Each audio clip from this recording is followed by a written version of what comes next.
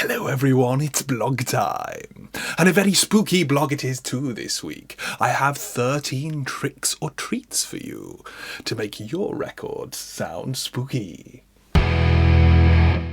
Okay, so I want to split this blog up into a number of parts. As you can see, the studio is in full Halloween mode. Unfortunately, I'm not mixing any spooky music this week, so never mind. But I will tell you a few of my top tricks for making frightening tunes. There'll be 13 in total. Number 1, the tritone. Well, the tritone was actually banned for compositions for the Catholic Church for some time. It's simply an interval. It's half an octave, actually. 6 semitones. Now, this kind of brings us to a discussion about just intonation and equal temperament, and something I'm going to go into in another blog in more depth because it's very geeky and boring. But the main point to bear in mind is if we're using equal temperaments, which is the tuning system that we generally use these days, what your piano will likely be tuned to, we get extra added jarring sound, and yeah, we'll talk about that in another blog, but you know, for those of you who are super keen, go and look it up: equal temperament versus just intonation. So I'm going to play you a tritone. Now it is literally just an interval. It's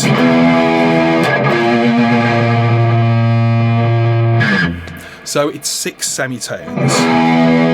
There's the root, and there's the tritone. So we can play it as a chord. I've extended the chord and added another octave on top. And if I play a tritone up from the root and play a tritone, it becomes a tritone chord. It becomes a really interesting combination.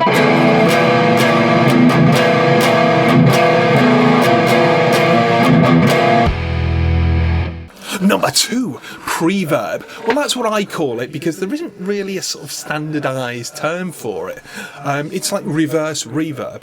And this used to be done by taking a multi-track tape and flipping it over, then printing reverb onto a spare track off the back of, say, a vocal. Then you would flip the tape back round so it played the normal direction again, and you get this kind of swelling sound into a vocal. Or it's quite popular in 80s rock drumming, you know, where you get that shung, jung, jung, jung, that kind of sound.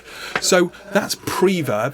Now, interestingly enough, some digital audio workstations have a reverse reverb function. So Pro Tools, for example, so if you click on the bottom on the reverse button in Pro Tools, you can get that sound really easily, and it does all the donkey work for you. It flips the file, adds the reverb, flips it back.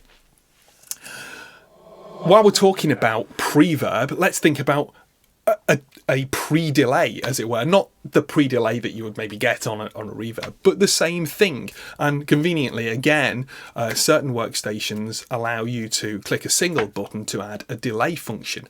Now that's kind of cool because it can create a swelling in time with the music. Number 3, random spooky glissando. So this is the point where I reach for my fiddle. A fiddle is just a violin that's not played very well. So they say. So glissando basically means sliding, and I'll show you how you can do this on a guitar in a moment. But, you know, this is one of the archetypal sounds of spooky music. It's simply just random.